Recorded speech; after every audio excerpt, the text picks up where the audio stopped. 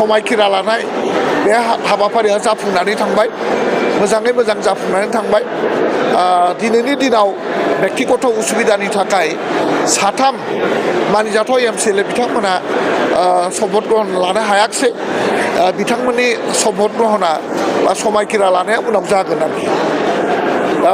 बयनिसिमबो जोंनि गोसो गोरबोनि गाहाम हामलायनाय जासिनाय थाबाय दिनैहाय जेबो माबा गैया आइडिया गैया सावरायनाय आइडिया गैया दा दसे उनावनो जोङो माने मा होनो पार्मानेन्ट स्पिकारनि सेलेक्सना जागोन आरो डिपुटि स्पिकारनि सेलेक्सना जागोन आरोखि दसे उनाव हाउसआव आरो बिनि उनाव हाबाफारि मथै जोंहा जायफोर दिनै बे प्रिथिबियाव गैला जायफोर जोंखौ नागारनानै इसोरनि खाथियाव थांबाय बिथांमोननि मुङै श्रद्धान्जलि जासिनाय हाबाफारि थागोन बेखिनि बे थाबैनो जागोन नोंथांमोना एकदम थाबैनो बिनि खबरखौ मोनगोन होननानै आं आसा खालामदों प्रथम रिपर्टारफ्रानो मोनग्रोगोन दे रिपर्टारफोरनि गेजेरजोंनो जोंनि जिथुनाखि एगजिकिउटिभ काउन्सिल फोसावनाय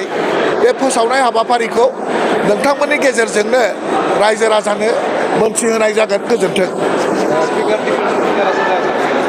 दा बेखौ दा हाउसआ सेलेक्सन खालामगोन आनोनिमास मोनसे सेलेक्सन प्रसेस दङ नियम मथे सेलेक्सन जागोन आरो बेखौ जोङो बयबो समर्थन होब्लानो स्पिकारा जागोन आरो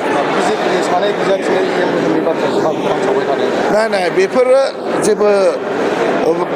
बाथ्रा गैया बेफोरखौ दासिम जोंनि लेभेलाव बा गभर्नमेन्ट लेभेलाव सावरायनाय जायाखै बे उननि खोथाखौ उनाव रायलायबाय थागोन दा बेफोरखौ जों रायलायथ'वा बेफोरखौ जोङो उनावहाय समजों लोब्बा लाखिनानै नोंथांमोननो गासैबो खोथाफोरखौ खोन्थानाय जागोन गासैबो खामानिफोरखौ खुला खुलियै मावनाय जागोन आरो नोंथांमोननि गेजेरजोंनो